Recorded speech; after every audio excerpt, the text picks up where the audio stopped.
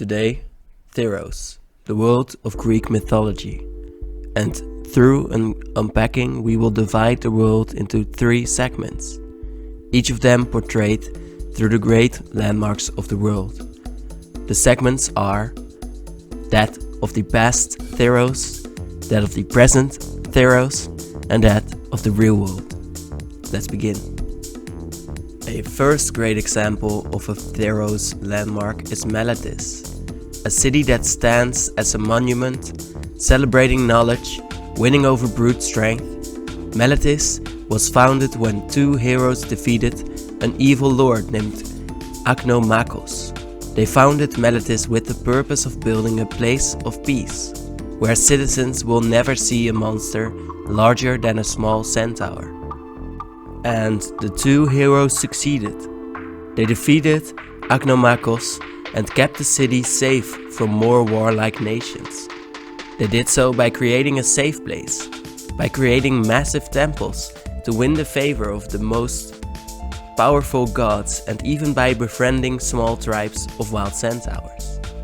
But let me tell you that there are larger monsters on Theros, and lately they have started to migrate, because every pure soul attracts the foul. And even Daxos, a pure-hearted Meletian oracle who was approached by the sun god Heliod, was easy to turn evil. Heliod empowered and changed Daxos. Heliod wanted to be the only god with shrines in the religious Meletis.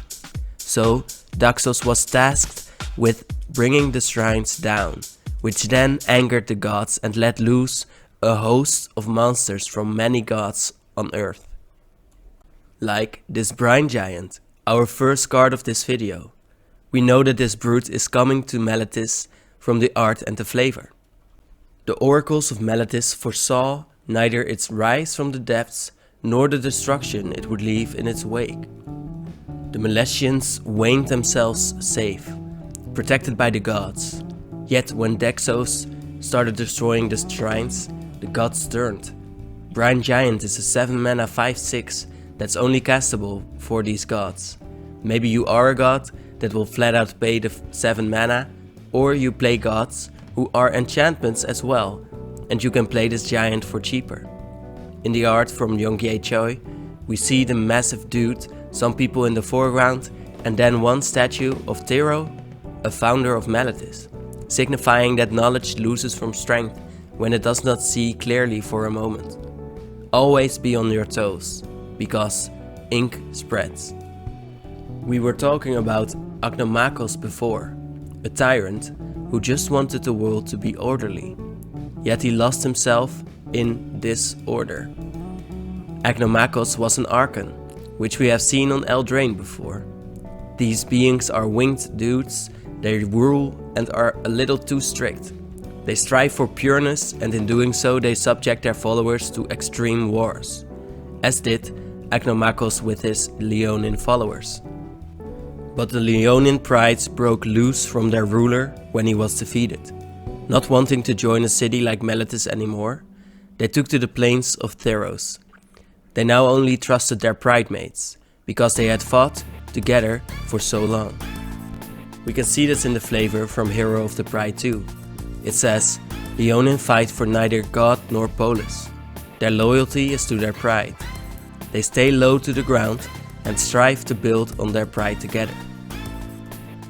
I love how we see this in the mechanic too, where the hero of a pride is not strong himself, but he shares the power he gets around with his mates.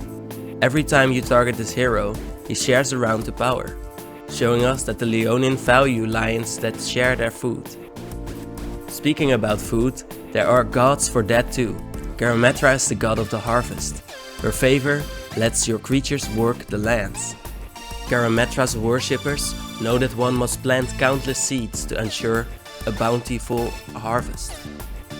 And because Garametra knows how many seeds go into making this bountiful harvest, because she knows how much her followers have worked for her favors, she grants their fruits protection.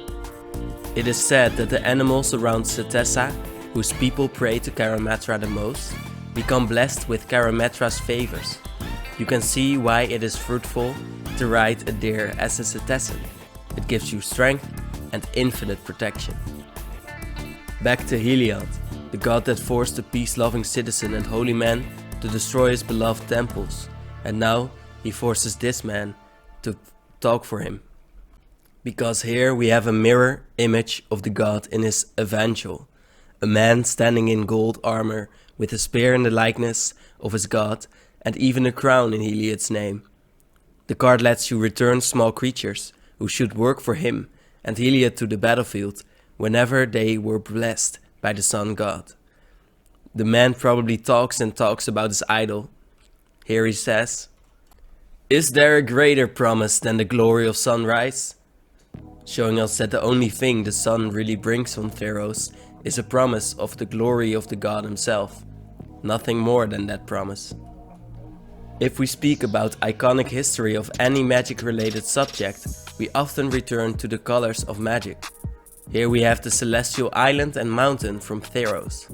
A great addition to this set's value as these lands are so clearly their colors, making for very minimalistic lands that will only increase in their value if they are not reprinted in some way. I love the art from Sam Burley, and that his art is now so well received is amazing too. But I think we can give some more shine to Sam. I mean, come on, the man is known for these lands now. The island, for example, is the iconic droplet of blue mana. It also flows like water, which is amazing to make. We see the smoky lines that ripple up and the steady stream of light beneath the huge droplet, showing us how waterfalls of a surface like this. A true avatar of blue mana. Then there is the mountain of fire, where you can see bursts of flame going around in the same direction as the iconic flame, showing us a truly fairy land that is the start of all energy of Theros. A true mountain, so to say, being able to capture the colors of magic, who are so old, this well must have taken insane inspiration. The second category of cards that I talked about in the intro in Theros Beyond Death is the cards that show us new Theros. This insane card is a 3 mana nymph made of water that lives in literal hidden coves. I mean, look at the fact that this cove is just across the beach and that it is so in the shadows. The nymph looks back at you because they just noticed that you were there. He was born from the waves and watches over the secrets, and he will be there when you do not expect a naked waterman to jump out of the water. Because this man is a flash tribal card. This is new on Theros because this is the first male naiad. Men can be naked water beings too now. Better than a naked water giant that instantly destroys your city. I would write about this dude too, preferably. Make some rules about how to behave as a sea dude. Another great example here is the Returned. These people have come back from the underworld, and while they are not entirely new, there have been increases as Clothis is preoccupied and Elspeth has weakened the underworld's chains. The Returned are masked people that are already dead. They don't need food and they can feel emotions. They then forget about these emotions in an instant and can only follow their own routines. They have no memory and are just a shadow of their lives. Almost literally, as we see here. The flavor explains, the Returned retain no memory of their identities, but sometimes they mindlessly attempt familiar tasks. And so does this physician, because he works on a body but he is not very mindful about his work, meaning that when he leaves his assignment, he will leave a slightly weakened human in his wake, which I would say is a lucky strike for the human. Faithful End will stop the monsters and Returned eventually, making for a great contradiction between these cards. The physician is a mindless coming from the undead, having been played into returning to life, unsure of what to do. Then there is Faithful End, a card about a minotaur working for the goddess of fate, deliberately sending a large monster back. We can see it in the art here, that Faithful End is about a minotaur with weaves like Clothis has, wielding a spear that is like a needle like Clothis has, and the monster that is just getting pushed back into his portal to the underworld like Clothis would like to do. The card deals damage and scries, which is not impressive, but we got another hint from the flavor. Everything will be put back in its proper place. Clothes, God of Destiny. And with that, we see how red, the color of chaos, can actually be deliberate about destruction. It is not always chaos. Sometimes it stands for fate as well, which feels random. Here we have another couple, with Underworld Charger, a weird horse that is escaping the underworld, becoming a 5/5 for 5 instead of a 3/3 for 3, which is value of course, and the protector with Trample himself, Warden of the Chained. These two are natural enemies, the cow and the horse, because of their work, not their race, dummy. Warden cannot attack without other big Minotaur friends, so he will stay to protect against Charger. The fun thing is that the Warden will not be able to contain Charger once it has escaped. Cool little interaction there. Now here is our last column of types of Theros cards discussed in the introduction, which are very direct interpretations of real life stories. We see the card and look at it, and then we already know a big part of the story. We fill it in because we know the story from before. This reflection token is a half of the story of Alerios and Raptured. Here we see a more empty version of the person in the reflection in the water, and Kieran Janner did a great job of showing emptiness in the eyes of this reflection. A reflection should be lifeless, with very alive features, just like you see here. The other side of the 3-2 is a 2-3 that is stunned by his own beauty for as long as his reflection is there. He does awaken in this story when his reflection fades sometime in the future.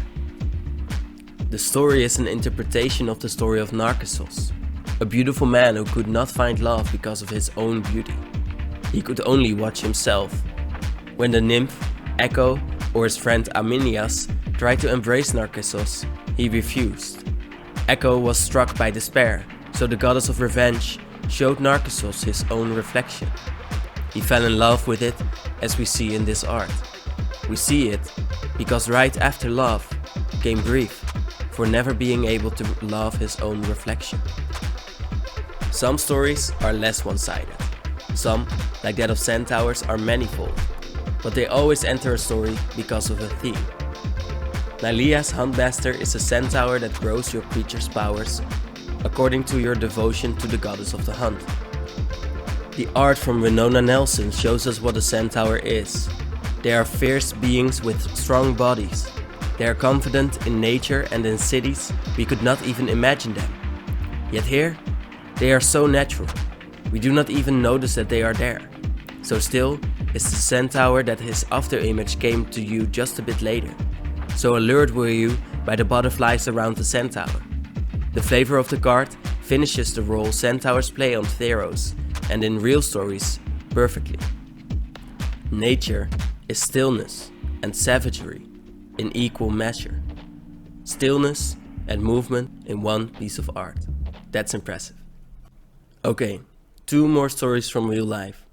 First we have Cerberus here, the three-headed hellhound. The hound in its card is an escape creature, not a guard of the underworld. No, this is a dog that cannot even protect. In the real world, the dog was a guard of the underworld, who could be bribed with sweets. He would keep the living out and the dead in hell. He also had snakes on his back and was said to be able to blind the dead with his fiery eyes. Cerberus was a vicious beast that guarded the entrance to Hades and kept the living from entering the world of the dead. He was a mixture of 3 wild dogs, a dragon for his tail, and the heads of snakes on his back. He is a monster not to be overcome, and that may not be described. Cerberus, who eats raw flesh, the brazen-voiced Hound of Hades, 50-headed, relentless. And our last twisted story, Wings of Hubris, our 2-mana equipment that gives flying but forces you to sacrifice the creature if you let the creature fly for too long. The card is perfect for the description. Daxos made this invention on Theros. Daxos is the fish inventor of Theros who is seen in his art to make these wings. The inventor was easily distracted. His dream was to defeat a kraken, but first he needed a way to get past it.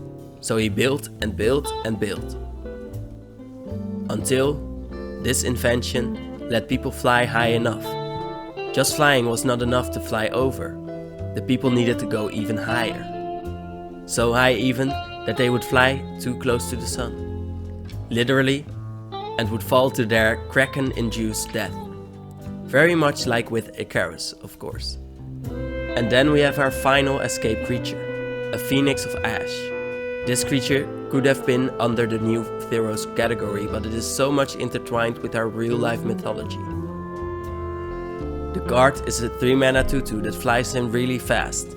You can give it a stronger fire-breathing ability for too much mana, and it escapes as a 3/3 for 4 mana. A good creature to use as a finisher, that's really it for this creature. It's sad because this creature could have been so much more, but Phoenix is just a creature that has one type of ability, just like with ninjas, and that's sad. So thank you for watching, and I might do some deeper dives on cards from Magic that come into the real world as well. Maybe we could do some more philosophy towards mythology. It should be fun.